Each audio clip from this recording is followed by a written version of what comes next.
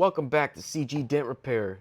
We're here for a three-part series on a 2009 F250. We fixed the rocker panels, cab corners, and the service box. Stay right here to see the before and after of the rockers and the cab corners.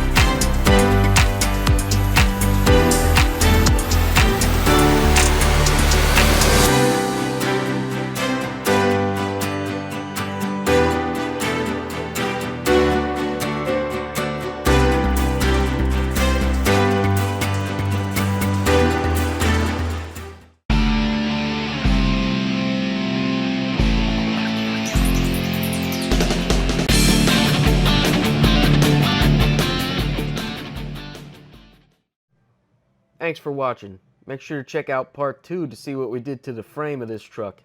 And don't forget to hit that like and subscribe button so you don't miss any of our other upcoming videos.